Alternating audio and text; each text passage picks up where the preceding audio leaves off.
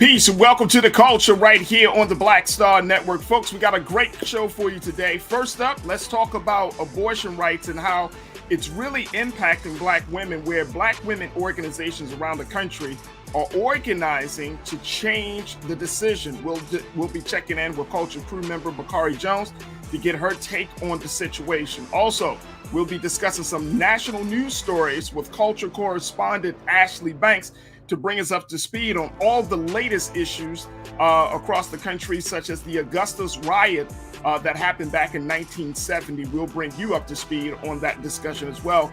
And then there is the first all-Black team that has summited Mount Everest. Yes, folks, a group of Black explorers and mountain climbers have decided to take on the big one, and they did it. We'll talk about the impact and all that and so much more on today's edition of The Culture. So, you know what time it is. Tell your family and friends we are on and we're streaming, and it's time to rock and roll. It's The Culture right here on Black Star Network. Let's go.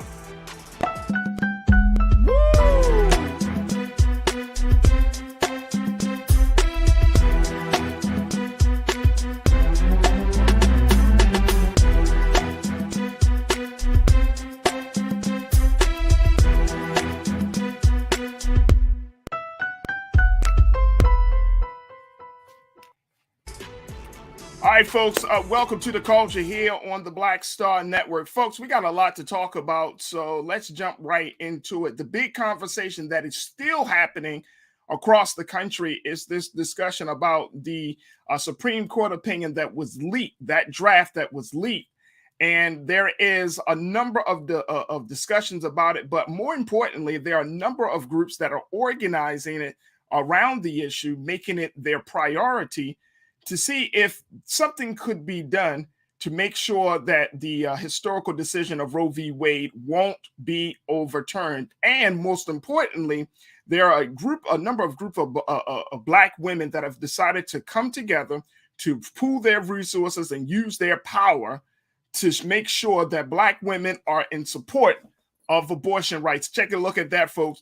The mantra of Black women organizations around the country is "We can never go back." I wanted to have this discussion with my sister. I'm so happy that she's able to join us. We missed her for the past couple of weeks, but Farajii Jones, one of our great Culture crew members, checking in. She is a strategist. She's an entrepreneur. She's a nonprofit leader. And she is an activist within the LGBTQIA community. Let's welcome her into the conversation. Farajii, good to see you, sis. How you feeling this afternoon? Farajii, I'm feeling good. Good to be here, man. Good. I'm glad you are able to join us. Farajii, I had to bring you in on this conversation. I was like, I miss my sister, and I wanted to get her analysis, her insight around this. Especially because of the impact that it has on Black women, and there are a lot of women that are organizing, Farajii, around this issue, and I don't know if we truly understand how serious of a decision, even though it has not been finalized, how serious of a decision this would be if it goes forward. First and foremost, what's your take on where we are in this discussion about the possibility of Roe v. Wade being overturned? In preparation for today, this is something that's been on my mind, and excuse me, I think I cannot say there's any sweetness associated with this. I was tempted to say it's bittersweet, but I think we've talked so much over the last few months and weeks about specifically Democrats and folks wanted to kind of feel a little more fire, right? A little more fiery and a little more passionate, a little more gusto when it comes to organizing. So this isn't necessarily something that I see as positive in any way, shape, or form, but it's kind of hard to not see some of the beauty in that this leak has created, and the energy and the re-energizing that this moment has had around just education and awareness about abortion, as well as the outpouring of support that I know a lot of abortion related organizations are now experiencing as a result of this the leak. So it's not something that I see as positive, right? But we're able, like, if you kind of, as they say, like, eat the meat and leave the bones. If we can take anything positive out of this, it's like, okay, well, we see that people are organizing and galvanizing one another in a way that we think is going to be really impactful. So my work is not really centered around abortion specifically, but I think just knowing the dangers around the potential decision, right? I think that there's always this temptation to include our so-called morals in the conversation around abortion, and our beliefs individually about what someone else should be able to do to their body. And the thing that, when we look at the data around abortions, before and after abortion is legalized in so many different places, we just know that the number of people, all people, not just Black women, but all women across the board that are going to get abortions, the only thing that we really the only thing that increases is the number of unsafe abortions, because there's no place for these folks to go to be seen in a healthy manner that's going to allow them to be cared for properly. So, when you think about the number of resources, folks that now have to travel, the danger that some of those folks will be in physically, if, conditions being exacerbated because they now have to travel to receive abortions, it's something that, the ripple effect for it is so, the potential for that ripple effect is tremendous. So it's not, again, I'm not happy about it, but it's something that I'm like, man, this is, I think, some of that, like, fuel to the fire that we've been talking about for the last several weeks.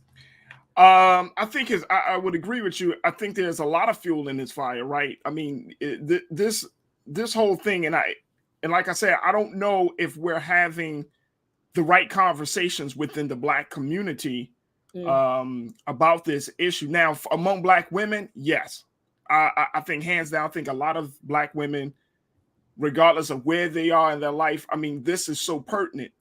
But I don't know if it's a community discussion as it needs to be, because a lot of times, having an abortion in the Black community culturally was a hush hush thing. Mm-hmm. It wasn't something that families discussed. Right. You know what I mean? And I personally have family members who have had it and have contemplated both on both sides. And it's like, even those conversations is like, yeah, it was like in confidence, in confidentiality. It was like, and it was on the side, and it was like, oh, were you pregnant? And then it's like, no, don't talk about it. I mean, it was just a lot of mystery surrounding the discussions. So how do you think, do you think that will change now that we are in this place with the possibility that abortion rights may be dramatically changed? Do you think that level of secrecy and mystery will be penetrated? I think that we're in a time now, I think that because of the impact of social media and just the potential and power of media in general, I think there are going to be, I think, more people telling really honest and candid stories about their abortions. Yeah. Which I think that level of storytelling is one of the things that we see, and we know that, people tell their stories, they share a level of vulnerability with, folks, and that starts to change opinions. It starts to change hearts and minds. So I don't necessarily know how, what that correlation will be directly to stigma around receiving abortions. But I do think that if there are people who are able to come out and say that I had an abortion, or, a loved one had an abortion, whatever the case may be, I think folks that are able to tell that story position themselves to help shape the narrative. And I think that there are so many people that think about abortion. My perspective is that people think about abortion in this very abstract way, and they might have an opinion that they've developed in a sort of bubble, right? And it has no relationship to what the experience of the sister on their right or their left may have experienced. There's so many different reasons that people choose abortion, right? So and again, even with that, there's no one story to tell that's going to compel everyone. But I think that one of the things that I'm looking forward to is broader conversations about just understanding abortion. I think that especially, we are still in the aftermath of a puritanical culture, right? So there's so much stigma and so much religiosity connected to these decisions. But I think that when we look at disproportionately putting women, especially Black women, in danger, I feel like we have to have those conversations about why this choice is necessary, right? So we got plenty of time and space to have a conversation if you want to use that energy to persuade people not to make that choice, but to take the choice away from people altogether. That's something that I'm hoping that organizers and activists that are more, closely and directly related to the abortion space are going to be able to move some things forward.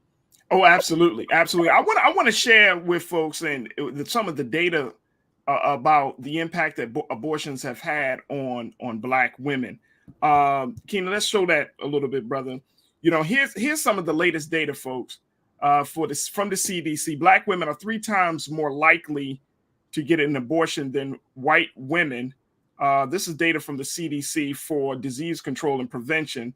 White women have the lowest abortion rate, 6.6 abortions per 1,000, and Black women had the highest abortion rate of 23.8 abortions per 1,000 women among the 30 areas that reported race by ethnicity for 2019.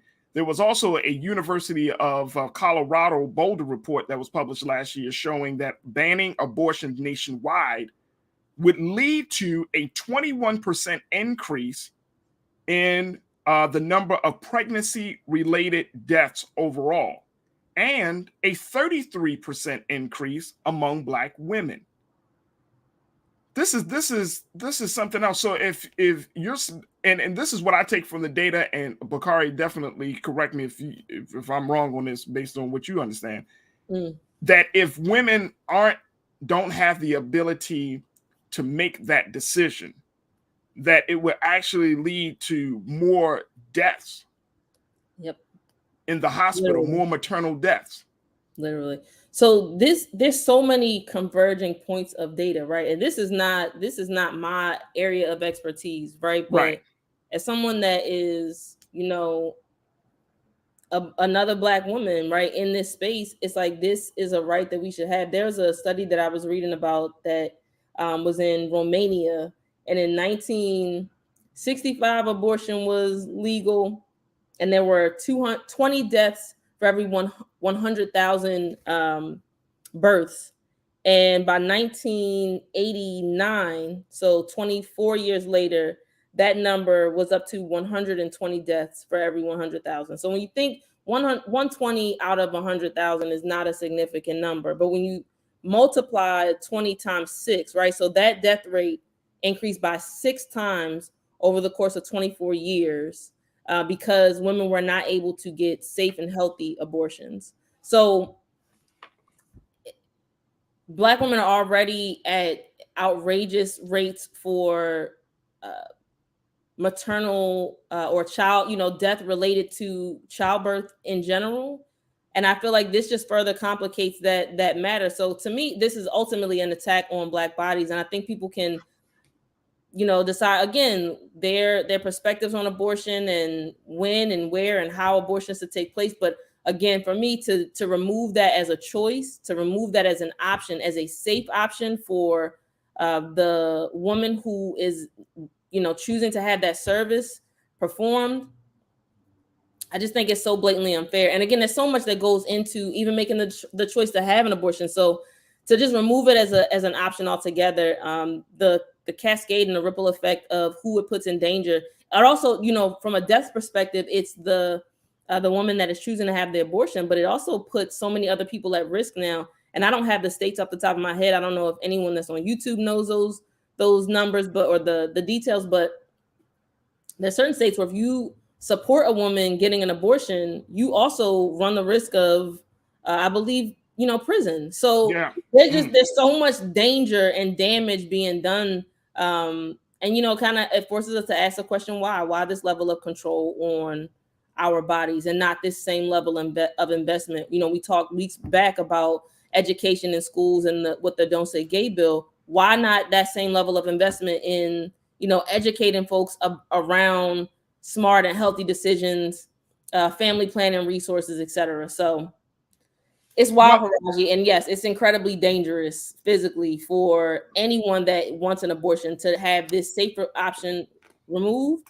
And that, people talk about the hangers and the back alley abortions, from years and whew. years, ago. Like that's what we are turning back the clocks to. So Here's the other part about this discussion, Bakari. One is that a lot of black women are deciding to throw their hats in the ring into the political ring to start running for office simply because of this issue. That we may see this explosion even more than what we've already seen over the past 5 years. This explosion of black women in public office. mhm. Is there if, as far as you understand, in terms of political organizing, especially around big agenda items like abortion, do you see there being a con to this pro? I like to see more black women getting into public office, but could there be a con to this explosion if they just do it based on this one issue? I think abortion is such a I think we have a lot of polarizing issues in our country. Right. Oh, But no I think doubt. abortion is one that's especially polarizing. It's uniquely polarizing in that I think it polarizes people across racial lines. So I could see. I don't know that it would necessarily be like a level of blowback, but something that I could see is, I think if you say you are pro-choice, that in a lot of people's minds resonates as you are anti-life. So that's the same Mm, conversations we've been having about, just because I am pro-black does not mean I am anti-white, right? Just because I'm pro-choice does not mean I'm anti-life. So I could see it becoming more polarizing in that sense, because I think that we tend to see things in this very black or white context. And so if someone comes out initially and the space that they come out, or the issue they come out around, is being pro-choice, I could see that as being the one of the things that's going to impact their potential political trajectory, right? That's something that that they'll be framed as. And I think especially with a lot of Republican candidates, that's probably going to be something that they would be able to use to slander them throughout the course of their career. let me and I'm glad that you made that point, because I feel like there needs to be some sensible conversation about the issue, without all of the extra emotions, that if you are pro-choice, that you do want to make sure, one, the health and the well-being of the mother is good, and that if the woman decides to move forward with the pregnancy, the health and well-being of the baby is good. So I mean, I agree with you. You know what I mean? And I mean, I know this is a more of a cultural point, and more so than anything. But if a woman doesn't want to be a mother, she shouldn't be forced to be a mother. You know what I mean? We live in a community. I mean, and I'm saying among black people, Mhm. where we know that some black women, you could tell that they wish that they weren't mothers. And I'm Mhm. not trying to be mean or throw shade on anybody, but it's just like, you have to have you have to be You have mentally, emotionally prepared to be a mother, and not feeling like, oh my gosh, you there's were so kind of many backed into a wall into this. I mean, Farajii, you're a parent. You know how many resources you need to be a parent, and it's Right.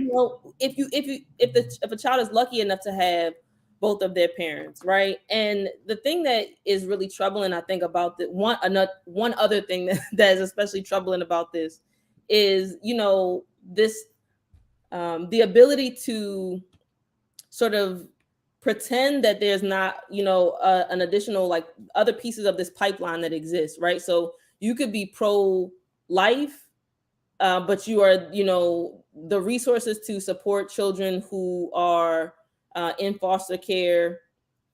Where are those resources, right?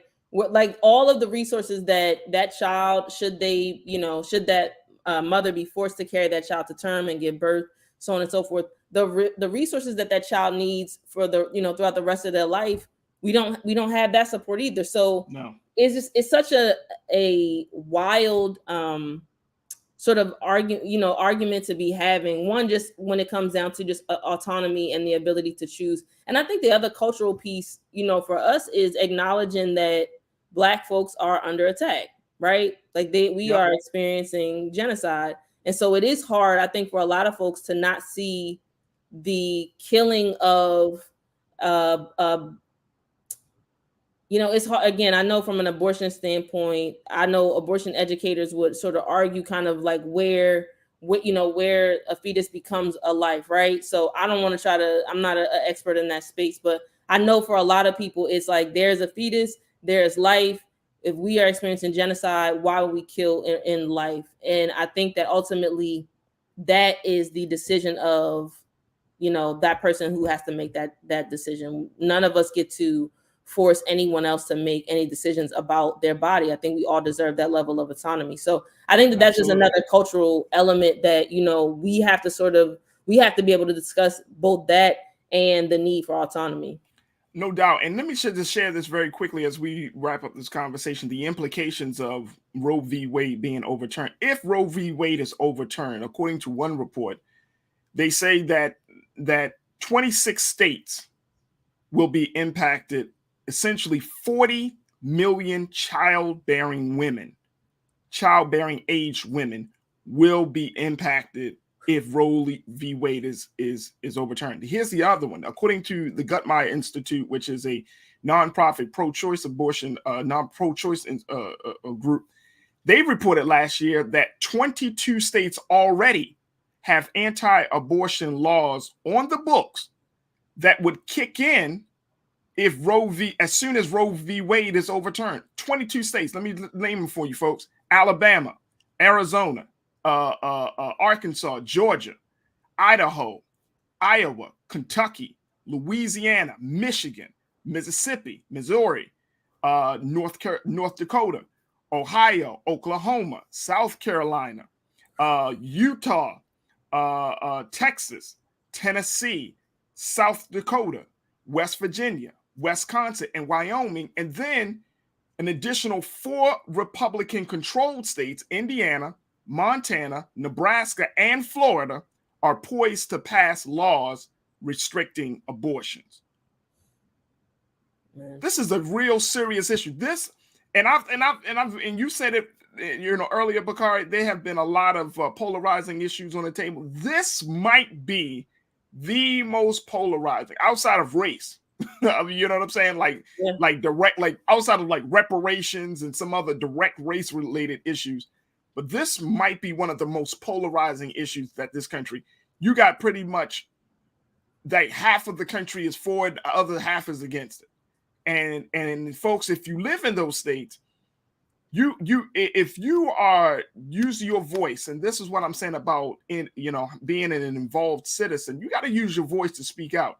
Some of these big states, like Alabama, if you're living in Birmingham, if you're living in Phoenix, if you're living in Little Rock, if you're living in Atlanta, you know what I mean?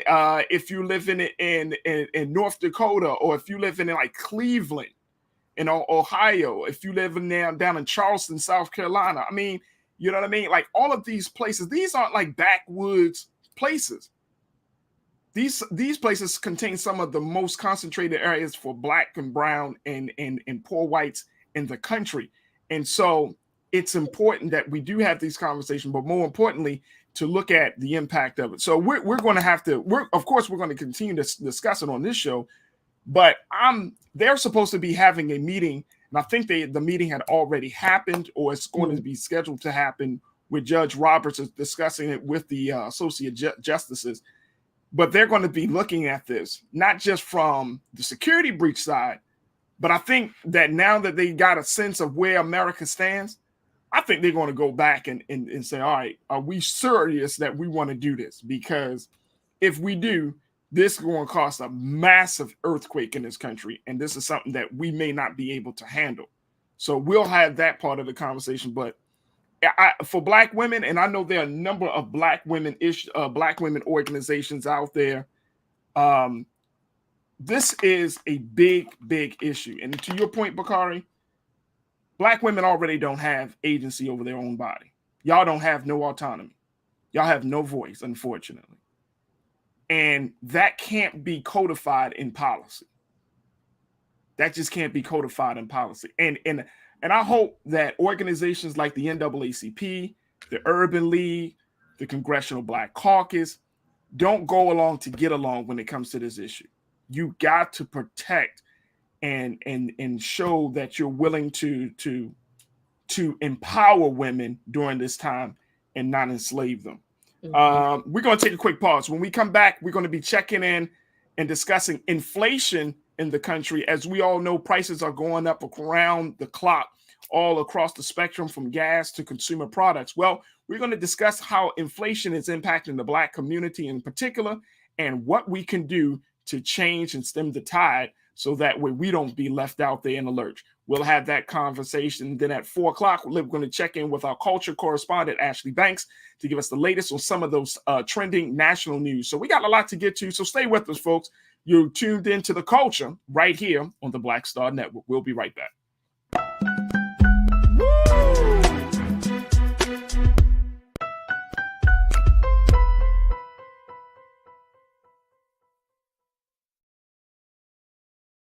Don't you think it's time to get wealthy? I'm Deborah Owens, America's Wealth Coach, and my new show on the Black Star Network focuses on the things your financial advisor or bank isn't telling you. So watch Get Wealthy on the Black Star Network.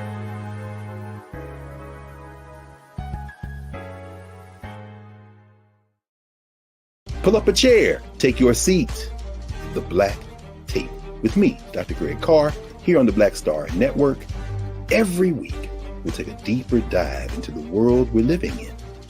Join the conversation only on the Black Star Network. Hi, I'm Dr. Jackie Hood-Martin, and I have a question for you. Ever feel as if your life is teetering and the weight and pressure of the world is consistently on your shoulders? Well, let me tell you, living a balanced life isn't easy. Join me each Tuesday on Black Star Network for a Balanced Life with Dr. Jackie. We'll laugh together, cry together, pull ourselves together, and cheer each other on. So join me for new shows each Tuesday on Black Star Network. A Balanced Life with Dr. Jackie.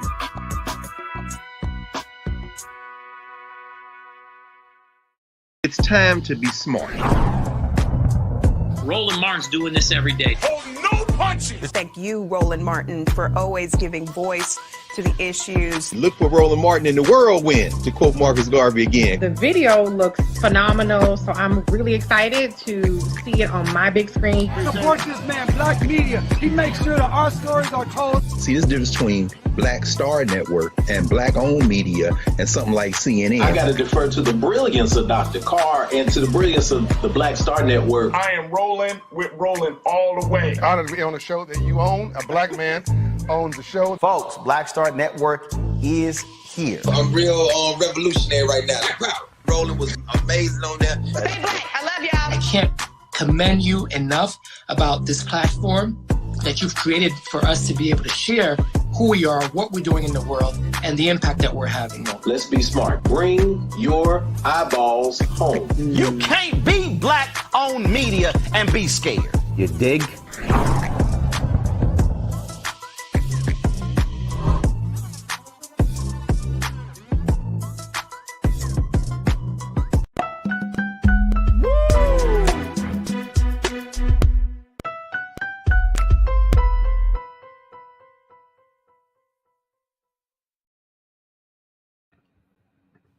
All right, folks, let us now switch gears, talking about what's going on with the economy. As you know, the economy is in an inflation. Right now, we have inflation is up 8.5%, according to some of the recent data around where we are economically. And it is taking a toll on Americans, being one of the top issues that Americans are concerned and worried about, especially going into this year's midterm elections. President Biden has come out on record to say that the inflation is one of his top priority.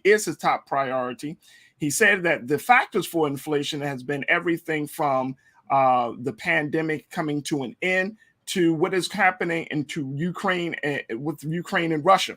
And so there are a number of factors out there, and we wanted to at least have the discussion to see how does this impact our wallets and purses? How does this impact where we are? In a few moments, we're going to be joined by Mr. William Spriggs, who is an economist from Howard University. But I wanted to bring back Culture Crew member Bakari Jones to talk a little bit about this, because Bakari, when we see the fact that prices have gone up, we're seeing that people are trying to figure out how to make ends meet at this point. Yesterday we had a conversation with realtor Cassandra London, where we discussed rising rents. I mean, it just seems like, and Cassandra said, she said, regardless of where you go in the country, you're not going to be able to run from it. There's no place that is immune to inflation at this point. Mm-hmm. But the thing I'm more concerned about is, people are already still trying to recover from what COVID-19 did to the economy. Mm-hmm. Families, single folks, everybody, I think, I mean, there are some of us who in the community who are like, who are able to kind of weather the storm of COVID, still keep their jobs, work from home, still earn their paychecks. But a lot of us, things had to shift. Folks have left their jobs. Of course, we know about the Great Resignation. Yep. Gig workers had to make some adjustments. They've taken on 2 and 3 different gigs. And now we get hit with high-ass gas prices. We get hit with, certain, items at the grocery store, consumer products going through the roof.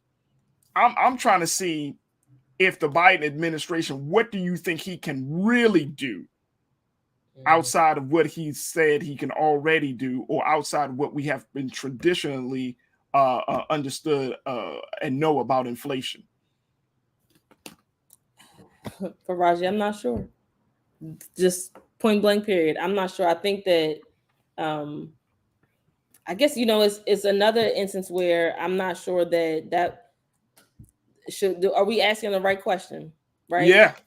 Are we asking the right question in terms of what Biden can do? I think that the idea of some of these massive corporations receiving bailouts and receiving tax breaks and being able to raise their prices, on par with inflation, in ways that they don't necessarily need to or have to sustain through this time frame. I'm not even sure if that's the right question, because it, one, I don't know. I'm not going to say it's passive, but I think it puts us in an even more vulnerable position, right? So I would have loved to listen in on the conversation yesterday to hear, how do we protect ourselves? Because those are the questions that I'm asking myself, and wondering more about, who will those policies impact, once Biden does make some decision, and how long will it take for that ripple effect to be felt by the folks that are most marginalized?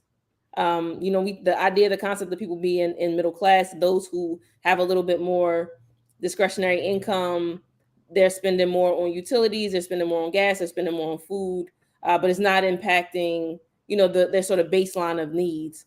The folks that are already left out of that conversation when it comes to a significant amount of discretionary income, what happens to those folks in the meantime as we're waiting for those decisions to be made? Yeah, absolutely. That's why we wanted to have the conversation about this. And I want to welcome Mr. William Spriggs, who is an economist from Howard University, to join us to answer some of those pressing questions as to what Black folks, Black households, Black families, and single Black people can do to kind of weather the storm of this economic uncertainty. Mr. Spriggs, thank you so much for being with us here on the Culture on the Black Star Network. We truly appreciate it, brother. Thank you for having me. Bakari asked the right question. We have been buffaloed into the wrong discussion. So let's be clear what the debate is really about. Because we keep getting the headline, there's horrible prices going up. You're being buffaloed into a discussion that misses what the real debate is. So you're banting about the word inflation without being careful, and you have to be careful. Most people's interpretation of inflation is people are demanding too many things, their incomes are too high, and they're demanding more goods than the economy can produce, and they're bidding up prices. That's what people hear, and then they get upset.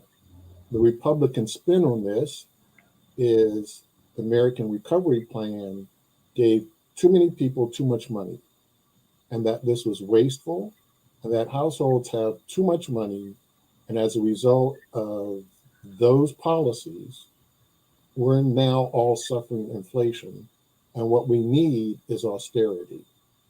So you're being pulled into a debate to be upset about last year when people got the refundable child tax credit, when people have been given extra money when they were unemployed, and when people got the $1,000 recovery check.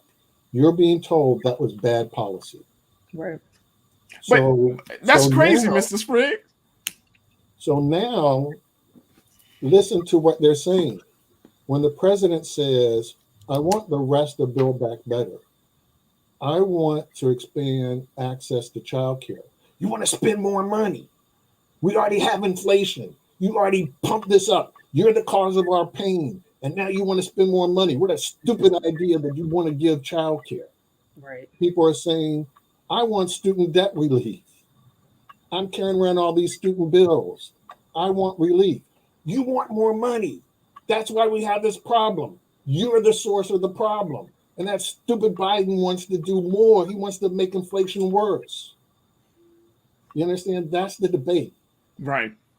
So when you get sucked into that and you play it up, you got to be careful, because am I playing into a belief that the government's the problem here and the government has given me too much money?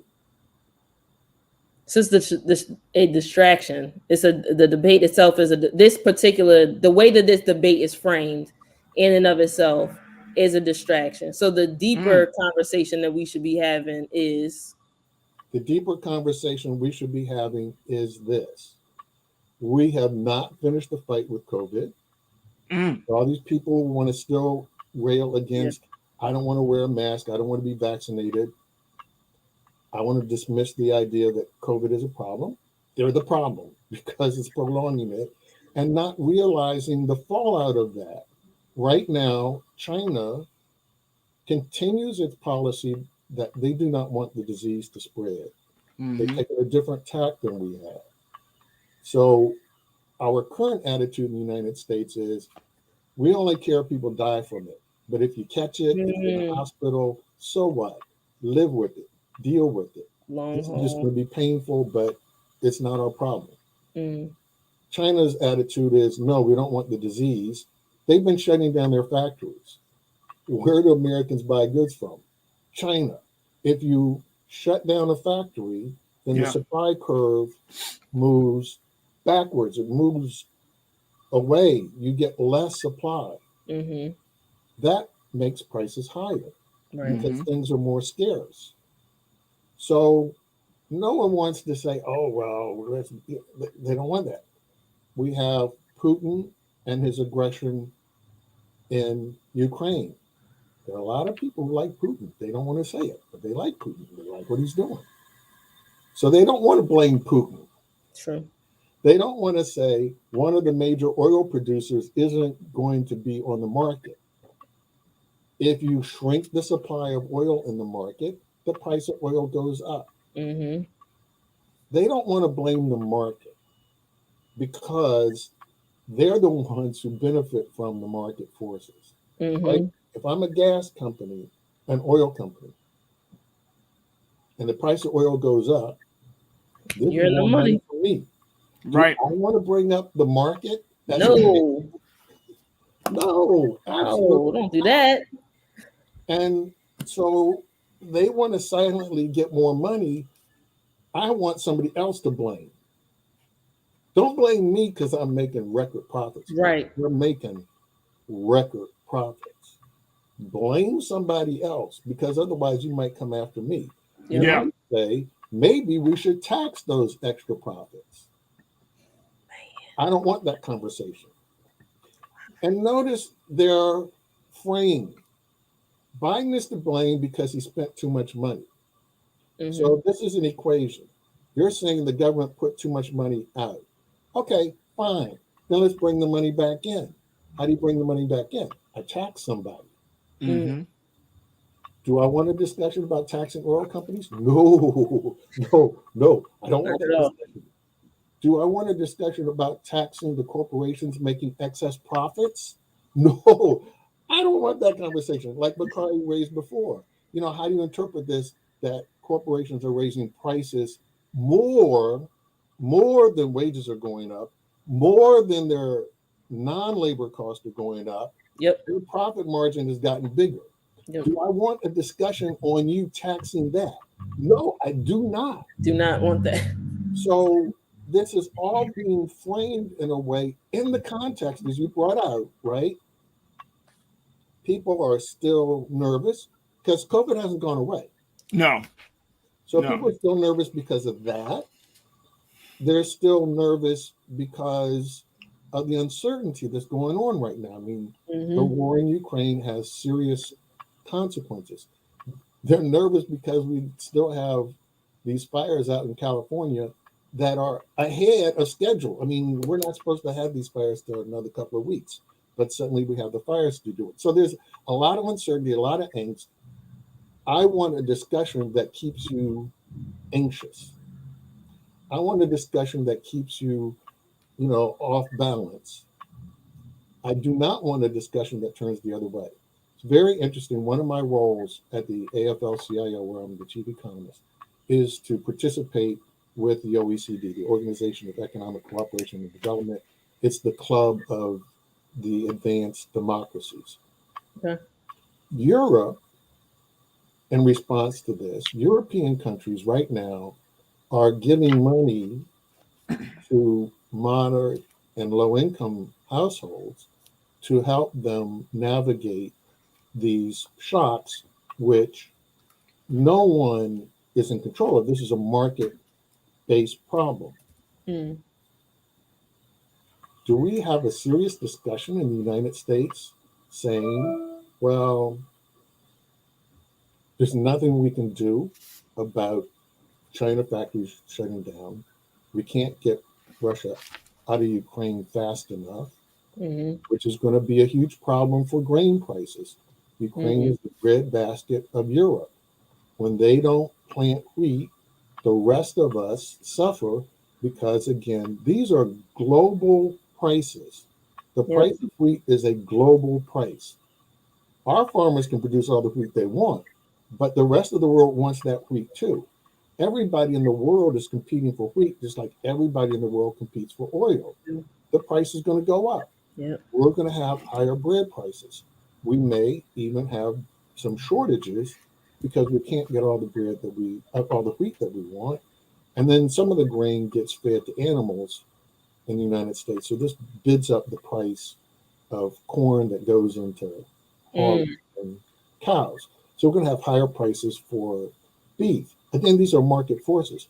Europe's response, let's give money to help low and moderate income households. Our response is we don't want to discuss that. Why? Because we'd rather have a discussion that gets you all nervous. Right. Biden. And despite the fact that this is the best recovery we've had of the labor market, despite the fact that the Black employment to population ratio, the share of Black men who are working, is currently higher than pre-COVID. So for Black men, we've recovered from the COVID dip. I don't want you talking about that. Right.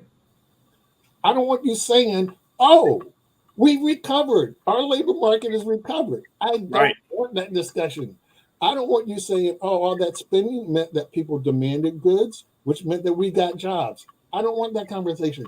I want you screaming and hollering as if Joe Biden invaded Ukraine, as if Joe Biden is the reason why oil prices are up, as if Joe Biden is over in China saying, shut down your factories. Right. Y'all can't get anything. I want you on a different subject, having a different debate. I want you screaming and hollering that this is horrible and we're going to drown. I don't want you raising taxes on my corporation.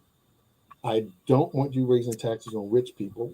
I don't want you to discuss if there's too much money and people are spending too much money. I don't want you to say, look, the top 10% of the income distribution in the United States consumes as much as the bottom 40% combined. So if you're telling me the problem is too many people have too much money and are demanding too many things, if the top 10% are consuming as much as the bottom 40% combined, why don't you tax the top 10%? If you want consumption to fall, why don't you go where the money is? Why don't you go where the consumption is? I don't want that discussion. So Mr. Spriggs, you're saying we're not having these conversations, and these conversations would I think for a lot of people would make it make people uncomfortable because they're going to have to face a different reality. It's easier, and I'm sure you understand this as an economist, as one who studies people's behaviors. You understand that people want to have a person to blame. There needs to be a scapegoat for somebody's pain, right? And so it's easy to point at the president on this issue. It's easy to point at the Republicans. But I'm glad that you're at least saying, hey, we need to have some different conversations, because I feel like we've gotten so wrapped up in the blame game and then waiting for somebody to come save us versus us saying, hey, this is the situation that we're in, so we're going to have to figure it out on our own until the government has a better plan or has any plan. But I feel like the missing piece is empowering people to make their own decisions and to figure out, to think critically on how to deal with this. Especially you're talking about families, right? Like my wife, my children. I don't wake up and say, man, I wish President Biden comes up with an inflation relief plan soon. I just readjust my spending. My wife and I, we readjust our spending and where we, how we consume and what's important, and just readjust our priorities in the household. Am I thinking on this in the right? Am I going in the right direction to expect this? Well, in part, yes, because normally, like 99% of the time, economic fallout is the result of policy. Now, indirectly, a lot of what we're suffering are bad policies made in the past. Yeah. The fact that we are vulnerable to one nation and what happens with its economy and its impact on our inflation, that's the result of a series of bad policy choices that allowed our supply chains to become heavily concentrated in a few companies, and those companies in a lot of these cases are offshore.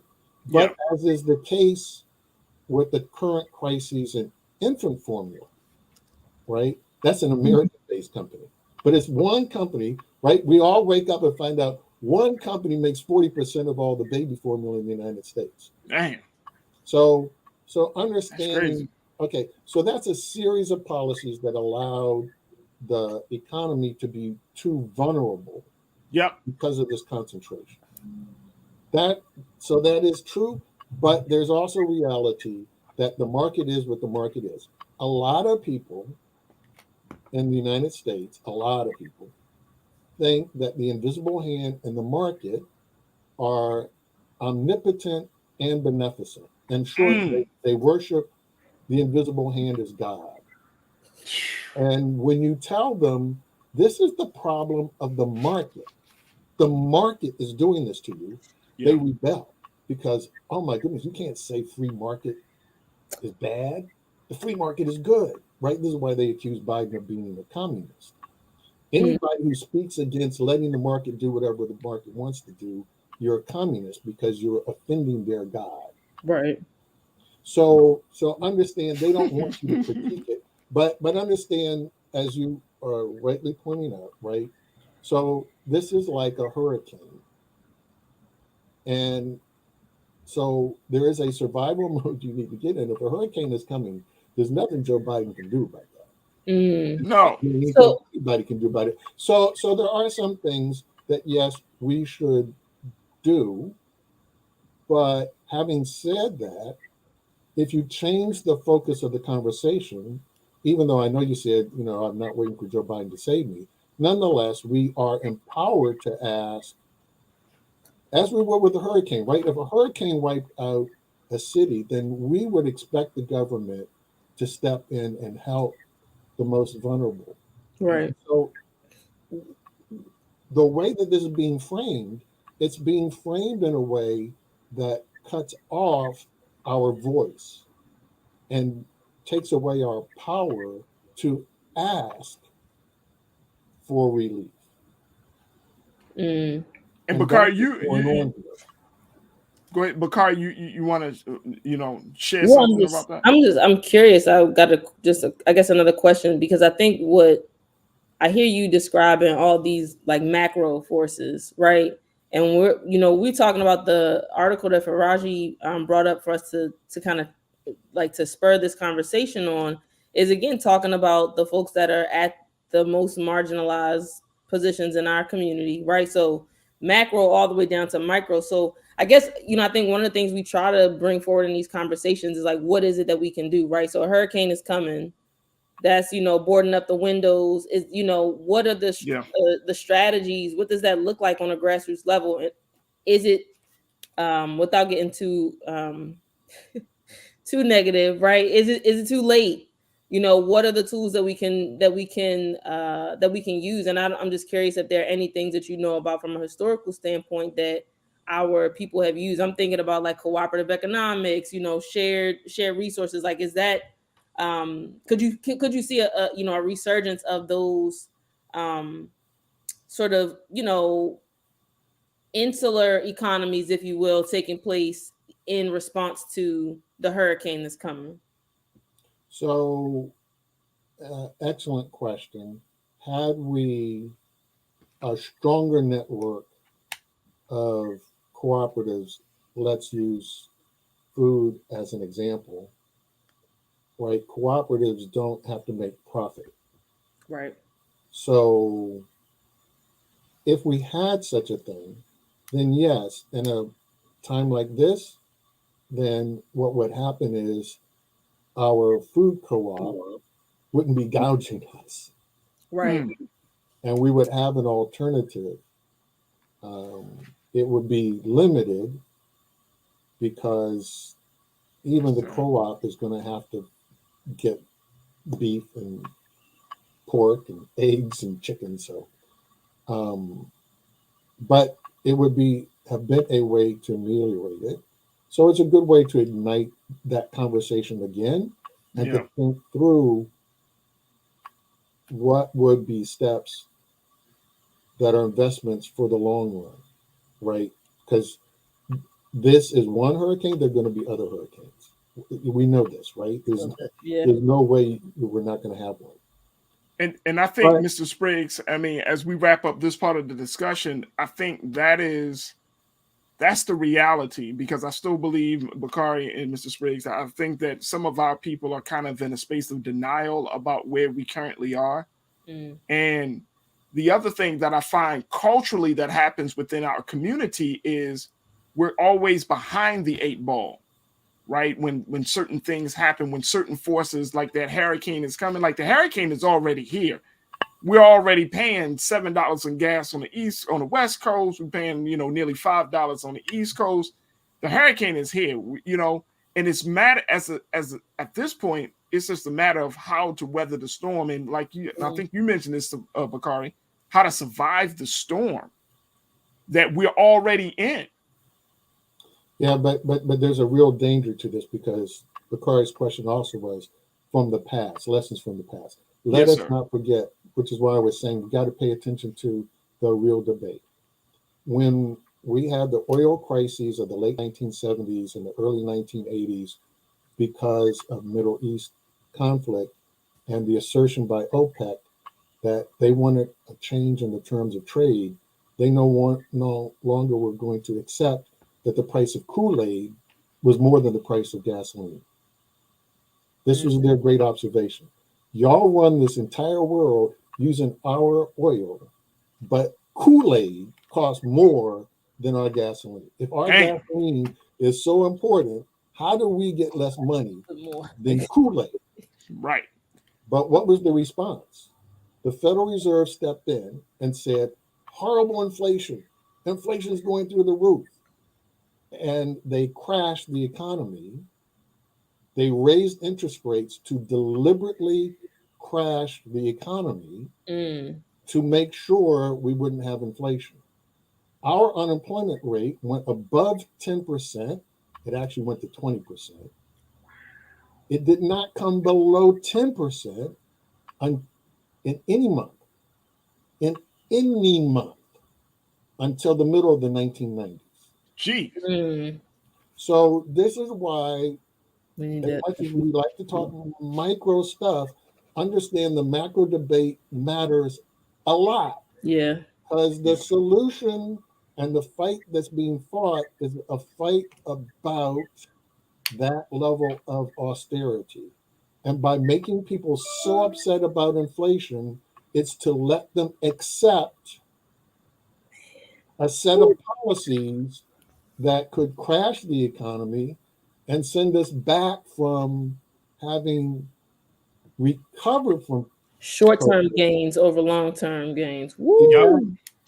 I gotta stop. Yeah. Mr. Spriggs, I gotta stop the conversation right here. But I truly, truly appreciate you giving us some really thoughtful insight on how to look at this, that we are having the wrong conversation. And I agree with you. And I'm happy that you kind of helped to course correct us to make sure that we keep in mind what's most important. That the policies, there have been a number of policies that has brought us to this point. But even though that may be the case, the president himself is still trying to figure it out. Congress is trying to figure it out. They're going to rely historically on what was done in the past, raising interest rates and all of those things. But this is another opportunity for us as a community, as a people, to come up with some alternatives that are going to be more befitting us and where we are economically. So there's still a lot of discussion around it. I'm so happy that you were able to join us today to get the conversation started. And we'll certainly be, going back to this conversation very, very soon. Mr. William Spriggs, who is an economist from Howard University, thank you for your time today. Thank you, Brother Spriggs. Yes, sir. All right, folks, we got to take a quick pause. When we come back, we're going to be checking in with culture correspondent Ashley Banks to talk about Brittney Griner, to talk about what's happening with the Augusta riots, to talk about Jacob Blake, who was shot by a Kenosha police officer. We got a lot to get to, so we'll have that discussion. And then later, let me tell you about a group of Black mountain climbers that just made it to the top of Mount Everest and how they are just one of many. There's only a small number of Black climbers that have made it to the top. Why this feat is so historic. We'll have that conversation. So stay with us. A lot to get to in the next hour of The Culture right here on the Black Star Network. We'll be right back.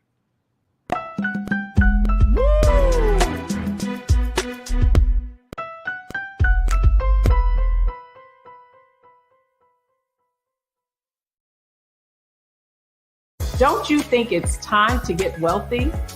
I'm Deborah Owens, America's Wealth Coach, and my new show on the Black Star Network focuses on the things your financial advisor or bank isn't telling you. So watch Get Wealthy on the Black Star Network.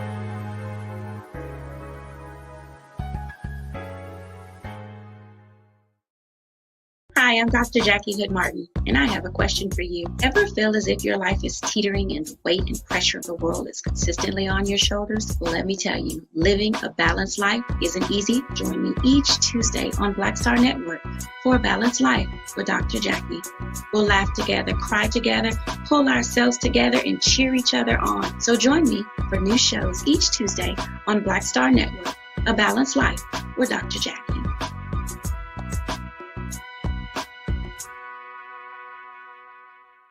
Pull up a chair, take your seat. The Black Tape with me, Dr. Greg Carr, here on the Black Star Network. Every week, we'll take a deeper dive into the world we're living in. Join the conversation only on the Black Star Network.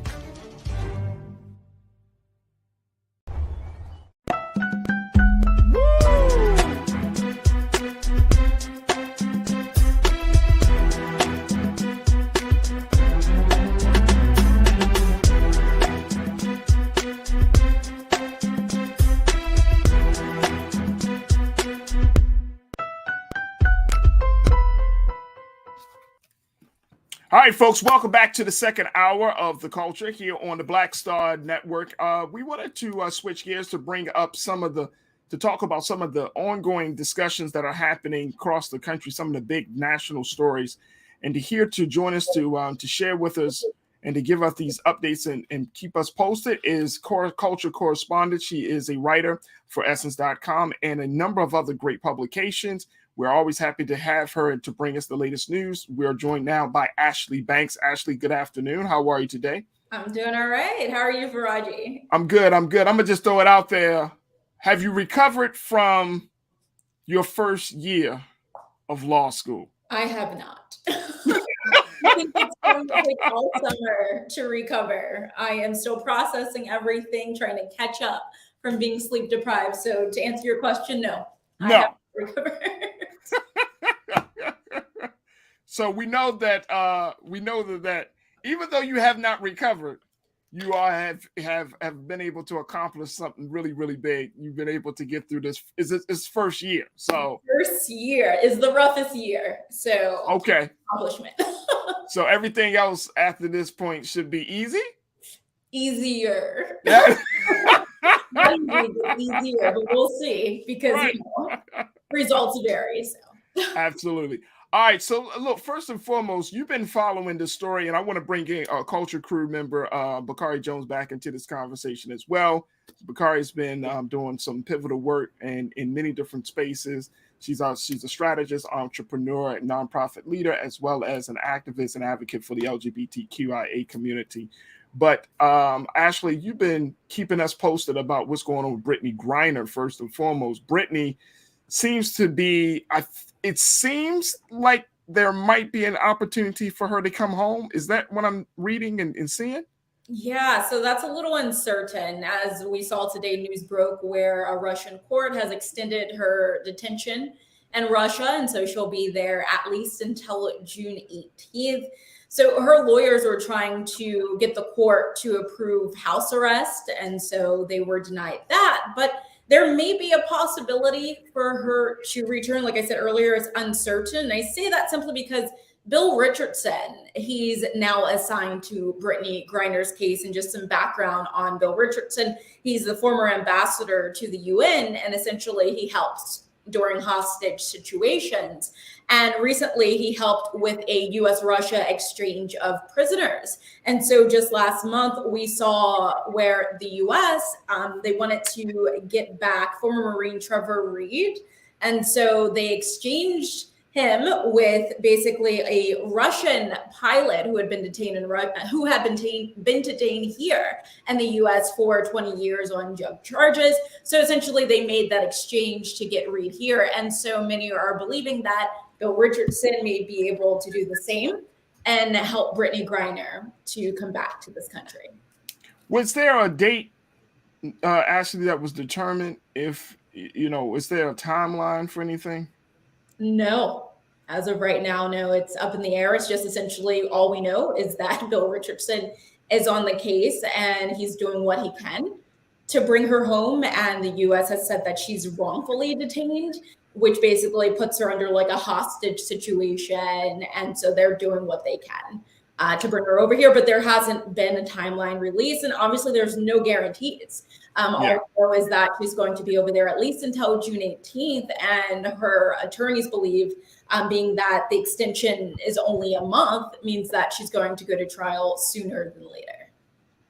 I know that you had brought us up to speed on the fact that there were a number of, highly influential political voices, Hillary Clinton and others,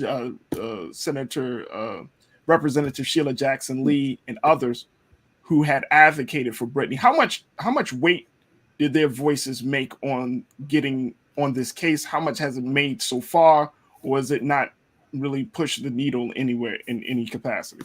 I would have to say I believe their voices mattered, and I believe their voices carried weight, especially in the beginning.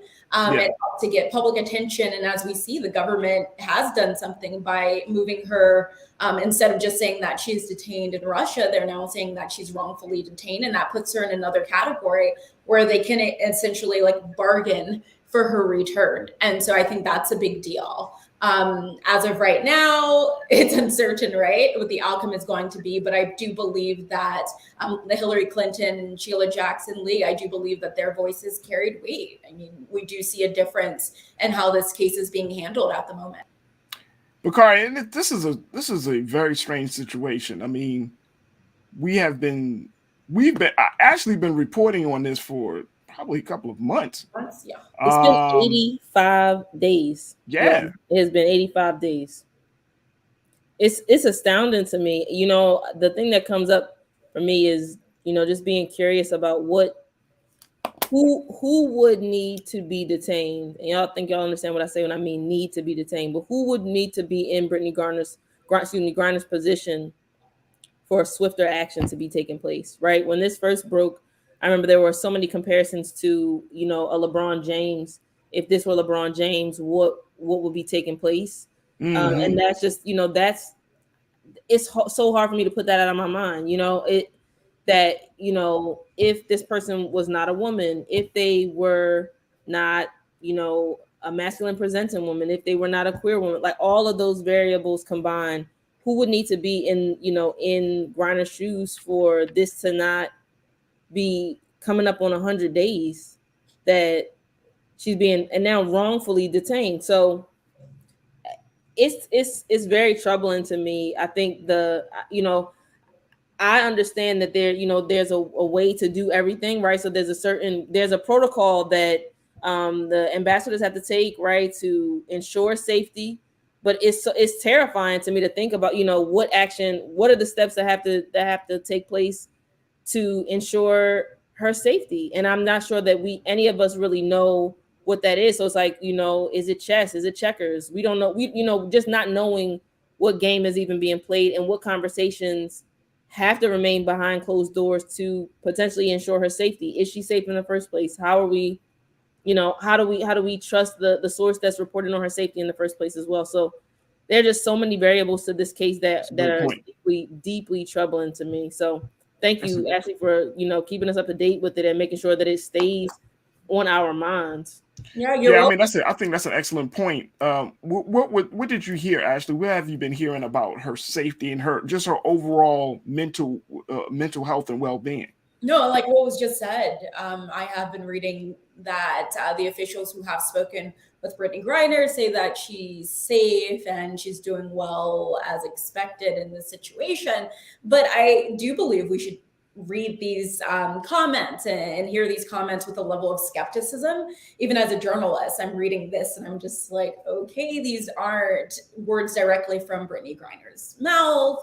How do we know that we can take this at face value? And so, I believe that it's very unfortunate that Brittney is in this position. And like we've stated before, if somebody else was over there, Steph Curry, as we've mentioned before on different shows, like we do believe things would have happened more swiftly and she wouldn't still be over there. And it's also that concern of why is she over there in the first place, simply because she needs to supplement her income because she's not getting paid as much as male players, right? NBA stars. And that's just not fair. And that's an easy solution that the US can implement to ensure that all of its WNBA players are safe and that they just remain in this country. They can leave the country to travel. And even if they want to participate in other leagues, they can do so, but they shouldn't have to feel like they have to do it in order to make the money that they deserve. Absolutely. Absolutely. Well, we know that we'll keep our eyes open and Ashley, you'll be bringing us up to date on that. Now, let's talk about this other story, Ashley, of the Augusta riots. The Department of Justice is investigating this 1970 jailhouse death of a 16-year-old by the name of Charles Oatman and the murders of 6 other people during a riot that happened in Augusta, Georgia. What was the tipping point to reopen this case? Because it's been 52 years. Yeah, it's been quite a long time. So there was some new evidence that hasn't been released, but new evidence that got the DOJ interested in opening up this cold case. And so, as we know, in 1970, Charles Oatman, he was in police custody when he died. And so the police, of course, didn't point fingers at other officers. They just simply said that he died in police custody. There was an autopsy report that showed there was water in his lungs. So he died from drowning, and that there were deep gashes on his body and there were cigarette burns on his body. And so many of the residents in Augusta were like, wait a minute, this guy, this 16-year-old kid didn't just mysteriously die. Something had to happen here. And so they believed that officers did it. So then they started protesting for a couple of days. And during the protest, white officers unloaded their guns into the backs of 6 Black men who were unarmed and killed them. And so the end result was, in Charles Oatman's case, 2 Black teenagers were charged and convicted for his death, although many believe they had nothing to do with his death. And then in the case of the 6 Black men, there was one white officer who was charged, but he was acquitted. And both the juries in those instances were all white.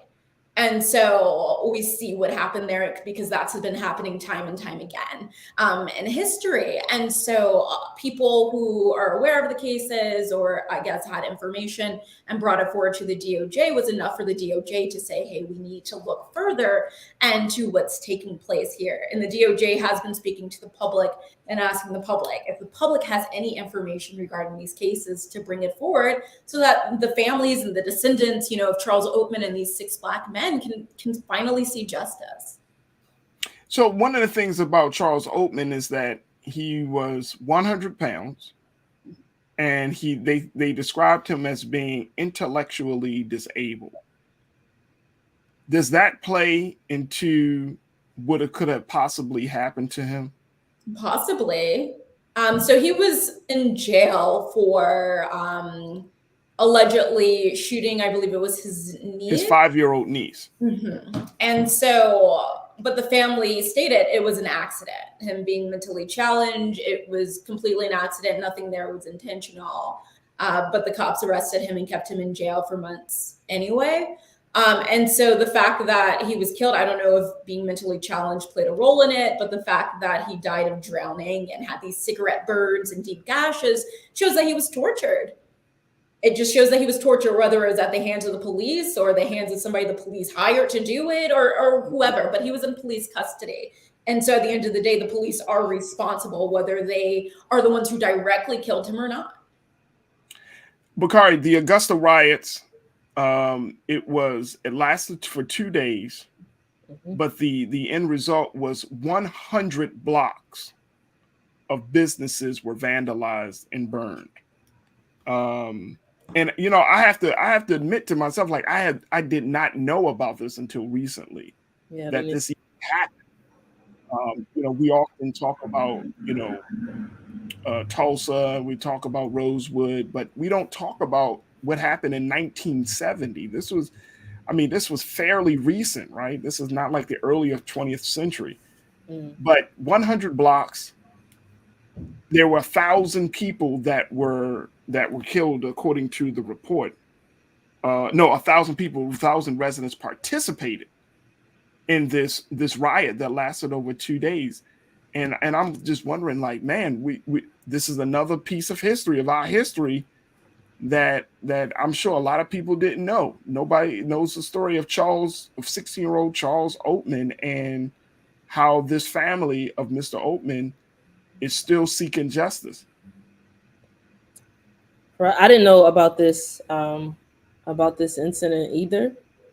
And it's always, actually, I imagine, you know, you have a perspective on this as well, but to examine the wording, right? Like we say 100 blocks of neighborhoods and businesses were vandalized. That is the end result. But to even frame that in a way that's not the outcry of a community after hundreds of years, you know, exploding as a result of that level of frustration. And I think, you know, that the level of torture, to know that this young person was drowned is reminiscent, you know, obviously I imagine for many of us of Emmett Till, in that same sort of way, where it sounds like it's very plausible that a child did something unintentionally, and in this instance harm was caused, right, the death of this young girl, but without the intention there, you know, it's hard not to see this as anything but a provocation. So even to see, you know, the caption of the story and the way that it's framed is saying, you know, as a result of, you know, the improper, you know, the unjust incarceration of a differently abled minor, right? Like there's so many other pieces that have to go along with just how this story is framed. And you know, it's a through line, I think, Farajii, of all the things we've been talking about, from the Negro League to inflation today, right? Like the opportunity to further cripple Black and brown communities from an economic standpoint, right? By just sort of that straw that breaks the camel's back, and now, you know, devastating 100 blocks. So it's fascinating. You know, I'm curious about once the case is reopened, what that could potentially mean for his particular family. But there's no compensation that replaces, you know, the loss of a child, and there's no compensation that could even begin to replace the devastation of 100 blocks of neighborhoods and communities. So those are my thoughts. I just feel like, Ashley, that you know, one of our watchers, Taylor's brought it up. She said, you know, she didn't know it either. They said, did they even care that the young girl had been shot? Was this a crime of opportunity? The young boy was shot. And then bringing up the fact that by this happening in 1970, was there like a media blackout? Like, it just goes to show that there are still so many stories, Ashley and Bakari, that have yet to be told about our history that have happened 50 years ago. Yeah, no, it's true. I tell these stories all the time. There was so much about Black history that I didn't know until I attended Morgan State University, and I was just blown away. I'm like, I've been on this earth for, I guess I was like 17 or 18 at that time. I'm like, I haven't heard about a half of these things. And still at the age I am now, I had never heard about the Augusta riots until I had to research it and do a story on it. And I'm amazed. It continues to happen. But I do hope, as technology continues to improve, and the fact that we have social media and we have platforms like yours, that we can continue to get these stories out and really cover them and talk about them, and you know, unearth the things that we need to know about. I mean, this is an important story. And I'm just happy that the DOJ is investigating it. But if they never announced that they were investigating it, I wonder if we'd ever know about those riots. So it's pretty interesting. Bakari was mentioning something earlier about, you know, the 100 blocks being destroyed. And that's the one thing I wish like certain media companies wouldn't focus on it, or certain, you know, media networks wouldn't focus on. We'll say when protests happen or the burning down of buildings take place, it's just an outward expression, right, of what people have been feeling for a very long time. And I remember covering the George Floyd case in Minneapolis, and the precinct was on fire. Turns out it wasn't even really protesters. It was people who were from around the country just creating mayhem, but people were blaming these protesters and calling them hoodlums. And in my head, I'm just like, well, I mean, you keep killing, you know, Black people. Enough is enough. People are going to get tired. I'm not condoning violence in any way, but some people, everyone has a breaking point, and you can't look at the outcome of a burning building. You need to look at the real issue. What is causing this? It's the police brutality. It's the systemic issues. It's, you got to get to the root of the issues and not look at what the result is. And Absolutely. So, Absolutely. I wish that instead of, I remember also really quickly with the Freddie Gray here in Baltimore. Yep. A lot of media companies, all they cared about was, let's get the fire. The CBS, I think, was on fire. Let's get people doing crazy things. It's going to be great for ratings. And it's like, that's not the story. If you're going to be the media, I remember that. Yeah, cover everything. Get to the bottom of it, so. Absolutely. We got a few moments left, but I do want to, and I think this is a very, very interesting story. I don't know if I'm like in an alternate universe or what, but Jacob Blake, who was shot 7 times in the back by Kenosha, Wisconsin police officer Rustin Shesky. The shooting happened on August 23rd back in 2020. Blake apparently refused orders, and Officer Shesky responded to a domestic call. Blake refused their orders and was getting into an SUV when Shesky fired him 7 times in the back. Well, folks, Jacob Blake, who had filed a civil lawsuit against this Kenosha police officer, has decided to drop the lawsuit. And it was apparent, it was a one-page stipulation that was signed by lawyers from both sides that indicated that they agreed to dismiss this case with prejudice, meaning that Jacob Blake cannot refile the claim. It was also said that even though Blake had sued him back in March of last year, the court records, basically the court is going to dismiss this lawsuit. Why? Why? I didn't see anything as to why this happened, Ashley. What did you find? That's the question everyone is asking Farajii. Why? And there's no answer that's been made public. I mean, he shot him 7 times in the back, Bakari. In the back. And no civil, I mean, he filed the lawsuit, but then mysteriously drops it. With prejudice. Yeah, it's unfortunate. I mean, Jacob Blake is paralyzed from the waist down. He may never be able to walk again. And many of us, if we were shot and couldn't walk again, we'd file lawsuits. So it's going to be interesting to find out why this was dismissed. It's interesting that they are keeping it hush hush. So it just makes me think, like, what is this really about? Some people were speculating and hoping that they settled, but usually settlements are made public. It would have been reported by now. So I guess we're just going to have to wait and see. But Farajii, and it doesn't make sense to me as to why this was dropped. Let me tell you, it doesn't make sense to our watchers either. Janae checked in and said, "Oh no, I hope he wasn't coerced. He survived the near bullets, and to say he can't bring it back, that's not what his father wanted." Taylor said, "The rest of the story." Jane L checked in and said, "Look, they dug up something on him or something close to him." Brother King Lee said, "Look, perhaps Mr. Blake was told by his legal representation to drop the case because of Blake's troubled criminal background." I don't know. Lana, one of our great watchers, she was like, "Oh, wait a minute, what?" With the eyes emojis, like, what? He did what? Like, Jacob Blake was one of those cases back in 2020 that got national attention and it got people in the streets protesting. And 2 years later, we're talking about a drop lawsuit, Bakari. I am so curious about the reason why. Yeah.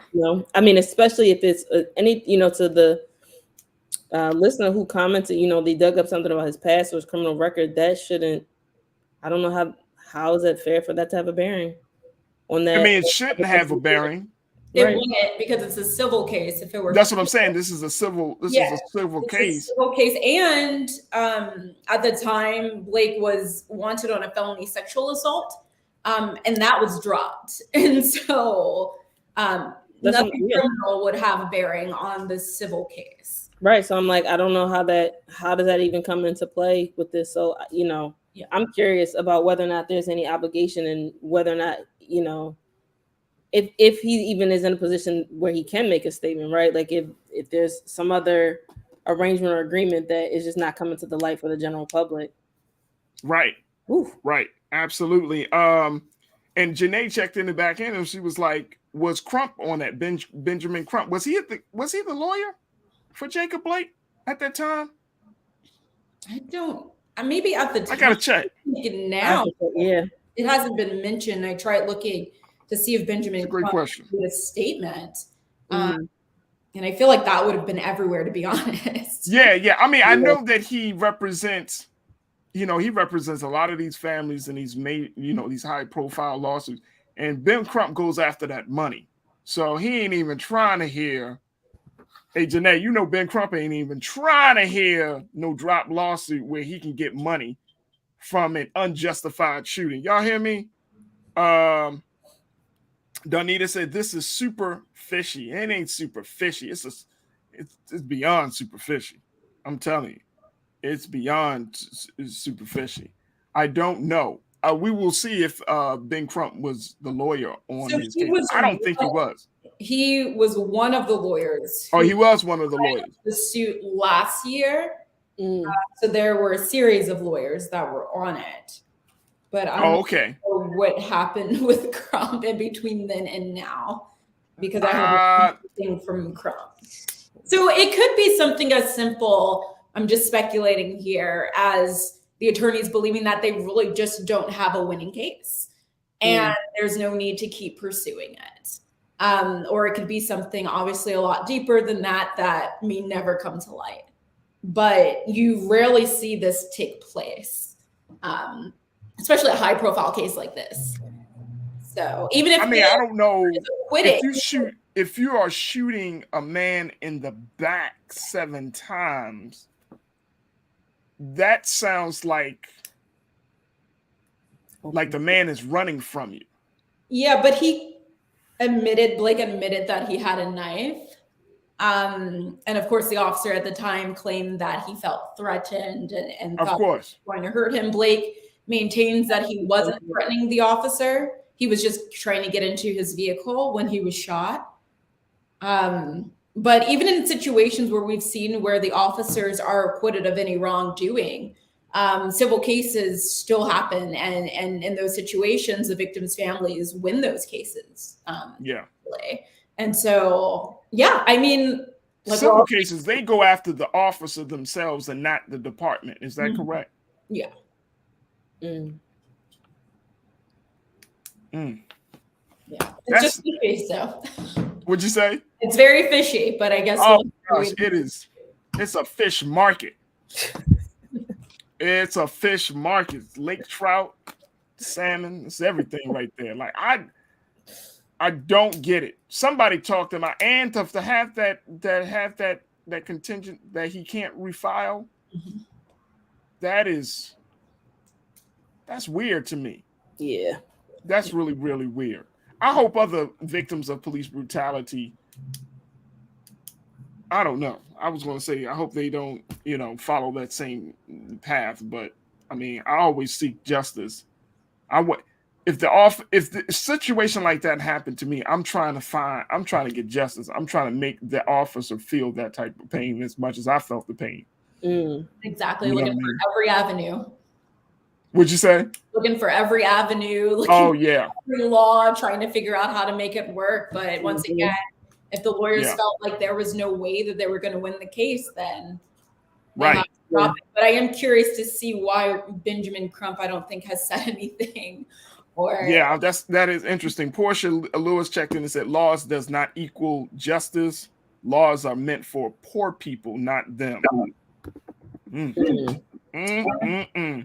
Well, we will certainly keep our eyes on that. Ashley Banks, what's the next big thing that we need to keep our eyes on with you, Ashley? I know that you're always writing the stories and doing some great things. Are there some things that we need to keep our eyes on with you? Just wait and see, but be sure to follow me on Instagram at Ashley M. Banks and just follow my work that I'm doing with Essence.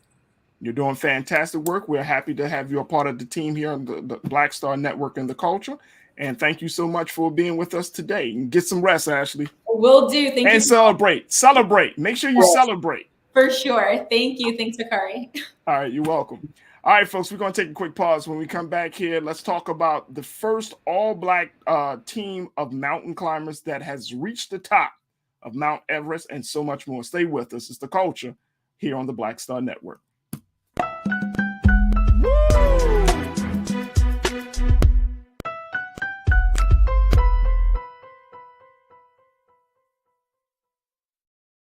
Pull up a chair, take your seat. The Black Tape with me, Dr. Greg Carr, here on the Black Star Network. Every week, we'll take a deeper dive into the world we're living in. Join the conversation only on the Black Star Network. Don't you think it's time to get wealthy? I'm Deborah Owens, America's Wealth Coach, and my new show on the Black Star Network focuses on the things your financial advisor or bank isn't telling you. So watch Get Wealthy on the Black Star Network.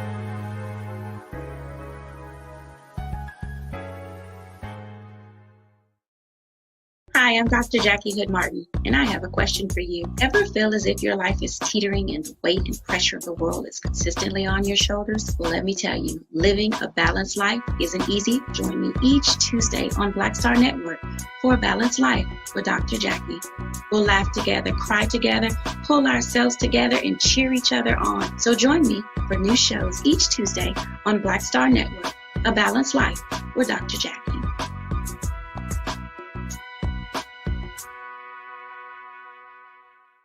It's time to be smart.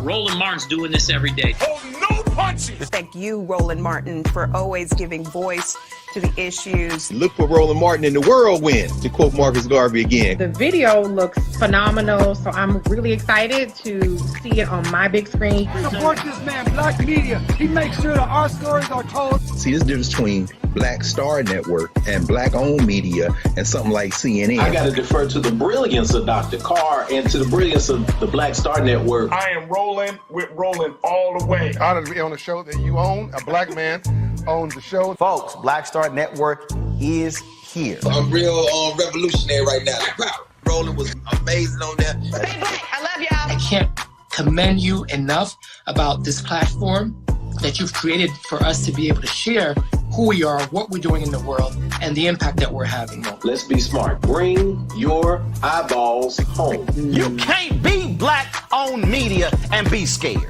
You dig?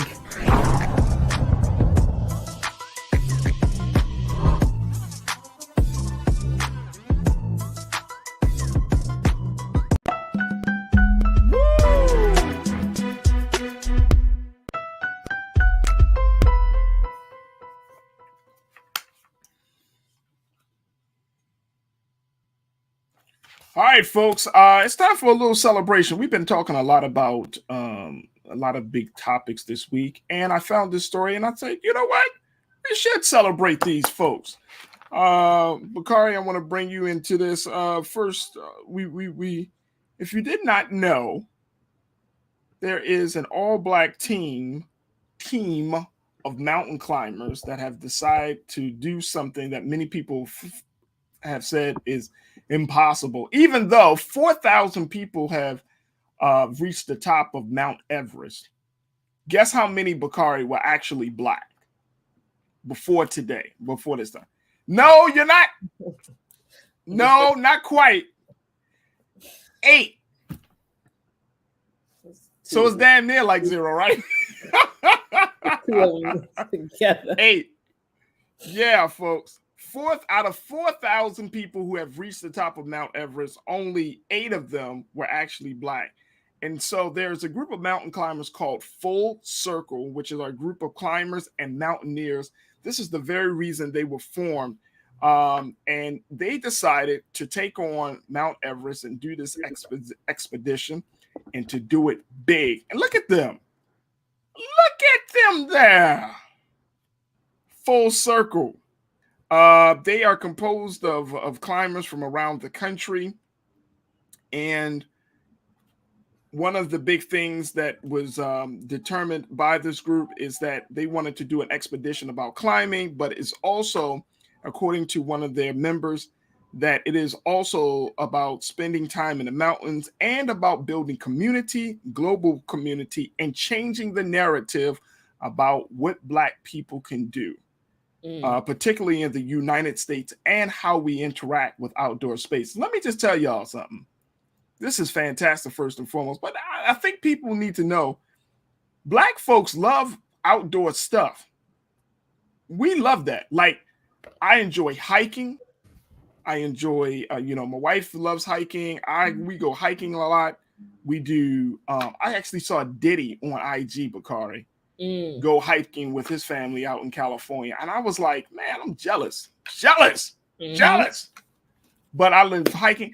I mean, we do a lot of stuff that we like. People generally don't think that we do: camping, hiking, biking. Let me check in with my culture crew online to see what folks like to do. What y'all like to do, folks? Because I think people tend to believe that we just not outdoorsy people. Like, we want to stay in the house and drink, just drink. What do you drink? Moscato and all this stuff. Just do some other. Okay, all right, Bakari. I was just saying. I'm just saying. What do you like to do outdoors? Are you an outdoors person? I do enjoy the outdoors. I like. I'm not necessarily like hardcore into hiking, but I do enjoy, I'll say, nature walks. I did, though, when I was in middle school going into high school, I think I might have been I was in high school. I had the opportunity to do Outward Bound. Okay. It was 2 weeks, and so it was a week of camping and a week of canoeing, and I loved it. I have not been canoeing since high school, but I loved it, and it's one of those things that's on my bucket list. I think that for me, again, economics is on the top of my brain today. I cannot think of the name of the company. There's a Baltimore-based company that's Black woman owned that is going to be renting camping gear specifically for this reason, because she recognizes that Black folks are in this space. We enjoy this space and we don't necessarily always have the resources. One of the things that popped out for me with about the Full Circle group is, the financial costs associated with this climb.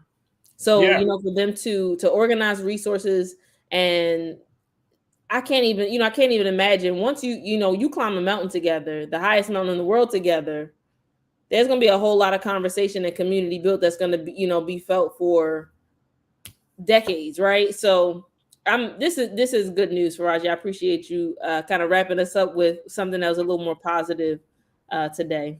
Let me tell you, because check this out, because they were able to get to the top of Mount Everest, they doubled the number of Black people in one hike, in one climb. That's still crazy to me, though, right? Yeah, they doubled it, so it went from 8 to 16 with one group, Full Circle. But they also, this is the other thing about it, because also as a part of this great journey, they wanted to show some level of reverence and be respectful to the people where Mount Everest is, to the Nepalese and to the Sherpas.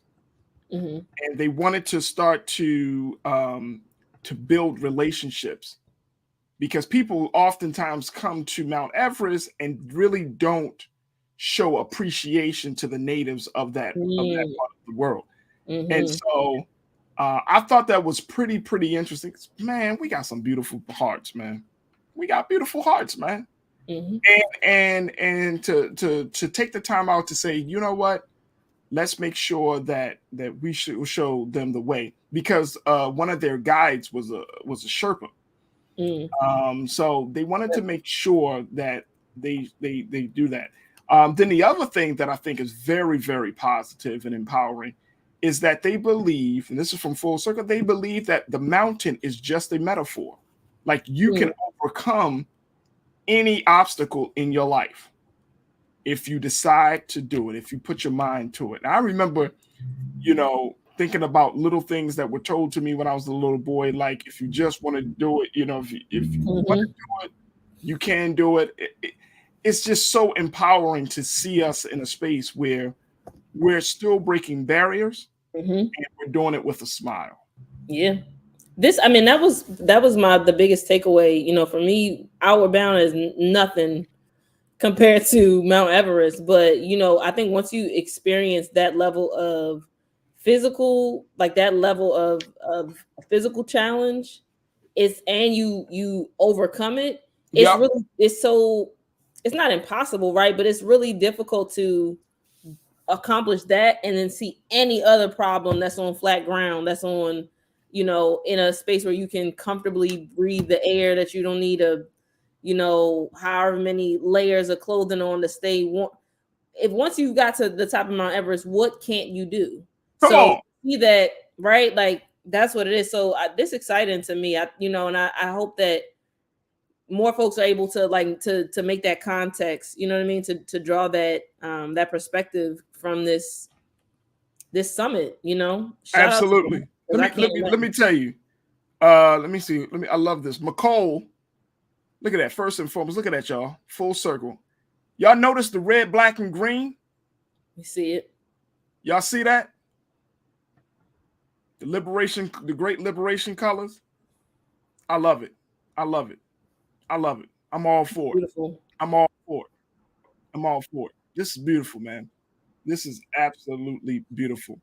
Look, I love what hey, Bakari, check this out. McCole checked in on our YouTube page and said, I love the outdoors as long as I have some mosquito spray. Those mosquitoes will tear your legs and arms up. If you McCole want to go glamping, not camping, but glamping. If you want to bring black folks outdoors, you got to make sure there are no bugs. We'll glamp. We will glamp, Farajii, but camp. The first sighting of a mosquito, we like, you know what? This is too much for me. I'm out of here. You packing up the sleeping bag and putting all the food back into the backpack. Like, I'm done. These mosquitoes, nah. You start slapping, girl. I'm out of here. Gotta go. Got to go.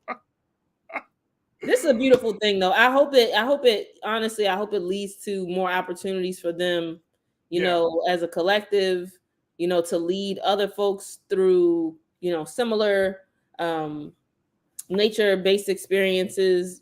Who knows? Endorsements. I hope they get it all. Absolutely. All right, look, folks, I want to do something different. We're going to take a final break. When we come back, I want to hear what stories this week you really touched you, which stories really resonated with you. We call it Your Culture Story. And I want to just throw it in the chat to say, hey, Farajii, when y'all talked about this or when y'all talked about that, which story really resonated with you? We'll have that when we come right back. So stay with us. It's The Culture on the Black Star Network.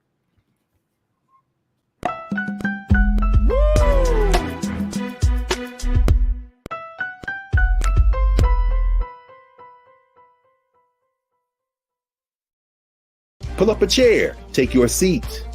The Black Tape with me, Dr. Greg Carr, here on the Black Star Network.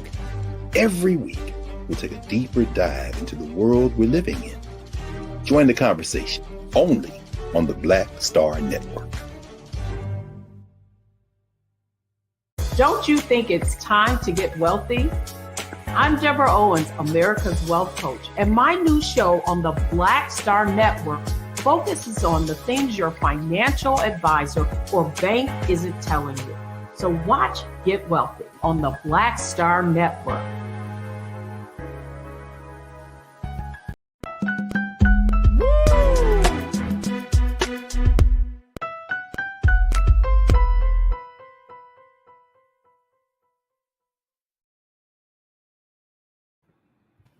All right, folks, as we wrap up this week, normally I do a last word, but today I wanted to do something a little bit different because I thought about you and I said, well, let me ask my faithful watchers, what is the story that impacted them the most? So we like to call this is a brand new segment called Your Culture Story.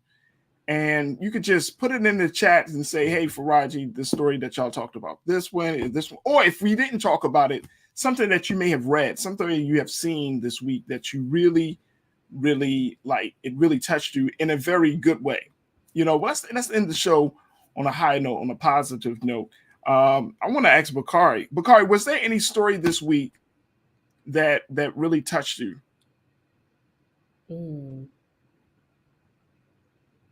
I know you don't consume. You don't consume negativity a lot. Farajii, look,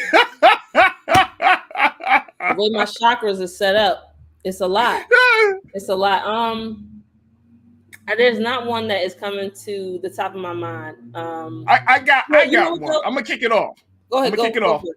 So Kendrick Lamar's album is out today, and everybody is talking about it. He's trending on Twitter and all of the other spaces. But the conversation around his artistic expression, whether you like it, whether you like him or you don't like him for what's in the album, I simply just love the fact that we're having real, very empowering conversations about Black artistry. You know what I mean? Like he's bringing a certain level of critical thinking into the conversation about what it means to be an artist and all of that. His album, Mr. Morale and the Big Steppers, I love it. And I feel like Kendrick, for example, he just continues to push the culture.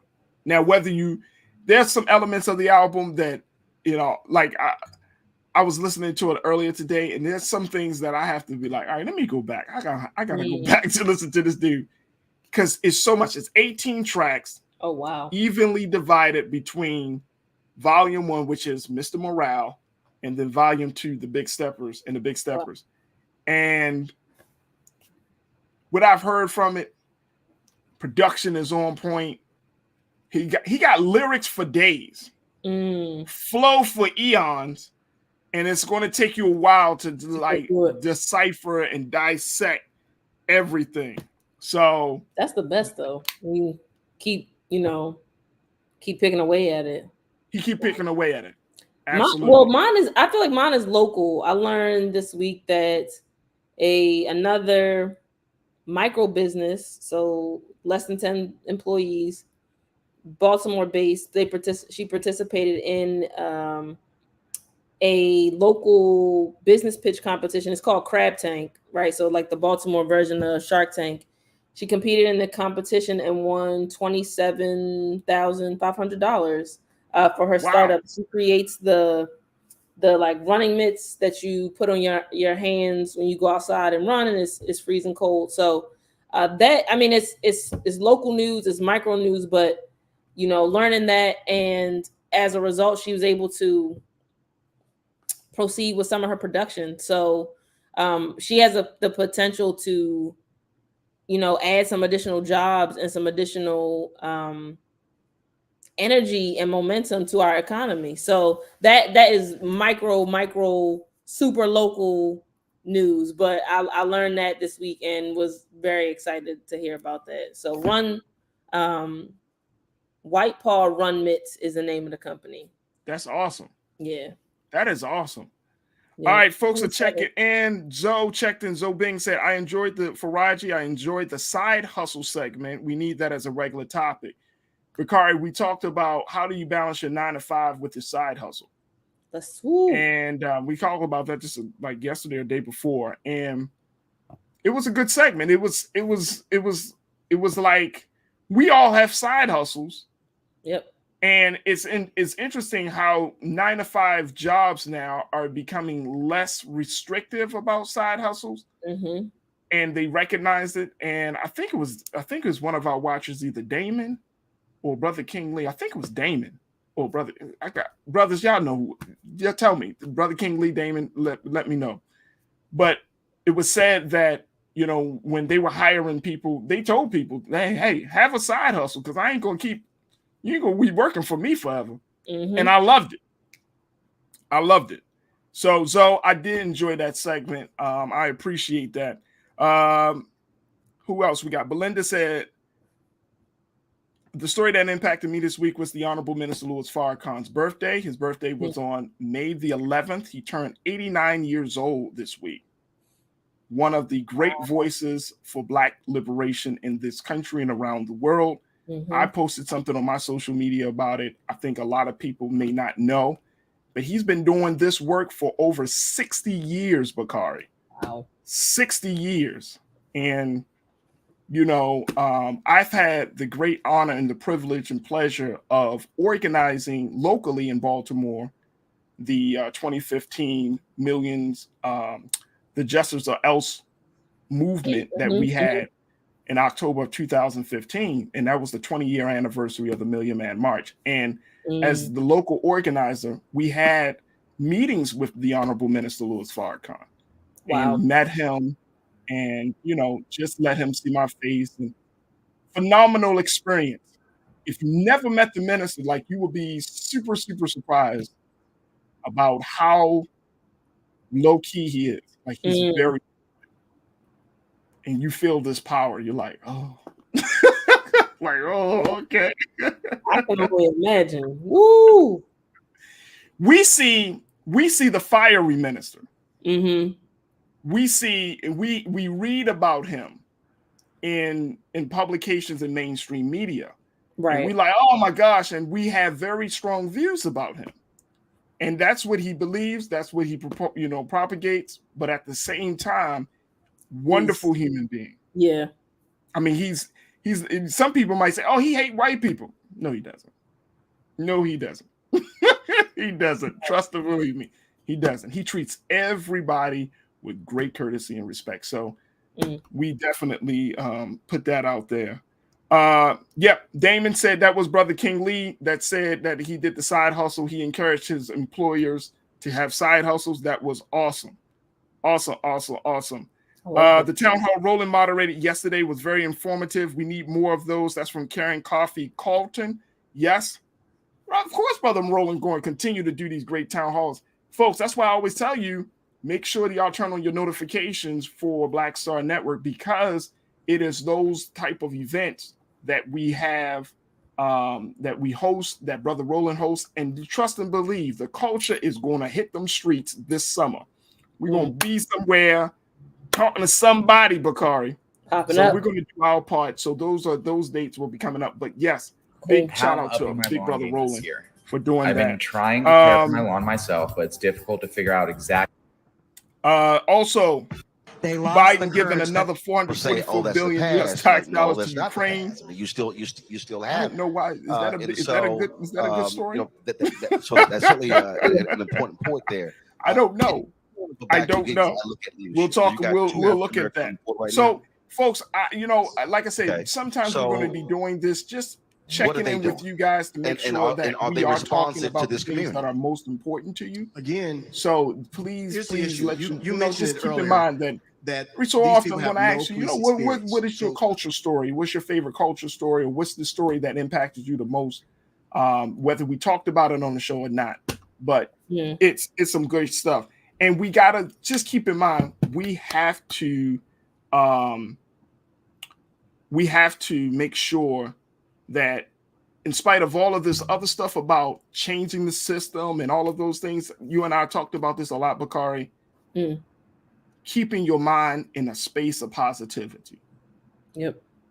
Being intentional about the information that you consume, and making sure that your health, your well-being is not disrupted by all of the madness going on around us. Yep. If y'all didn't know, Bakari is a huge advocate of that. She was like, she tell you, look, man, I'll shut off the phone, I'll turn off the social media, I'll check out. Quick, fast. Do not disturb. Did you say quick, fast? Do not disturb. We have a responsibility. We got to sometimes take a pause. Yeah. Round, regroup. Farajii, look, you're doing an incredible job raising the vibration and raising the level of awareness of the culture, of our people, of our communities. And that is work that is worth sustaining. If we're going to sustain it, we gotta protect ourselves, And I think that starts with what we're consuming. It plays in the subconscious mind, all types of things, Farajii. So it's something that's worth doing. But I appreciate the God and light that you are, brother. So I appreciate you. Another incredible week, man. Oh, another incredible week. All right, Bakari. Well, we thank you. And I thank all of y'all for just sharing with us your culture stories. Which, again, we will certainly check back in with you in a couple of weeks to hear what you have to say. But Bakari, thank you so much. Thank you for the work that you're continuing to do. And certainly thank you for being so good for the culture. Absolutely, brother. All right, man. Appreciate you. Folks, that's going to do it for us. I thank you. Had a phenomenal week. We got a lot. We covered a lot. We shared a lot. I mean, it's just been an excellent, excellent week. Had a lot of great guests this week. If you haven't checked it out, make sure y'all go to blackstarnetwork.com and you can see all of the latest, the replays of all of the past shows that you may have missed. I mean, some of our more memorable shows, all of that is right there on our website. Beautiful, beautiful website. When you click onto that website, you will see, boom, the culture right there.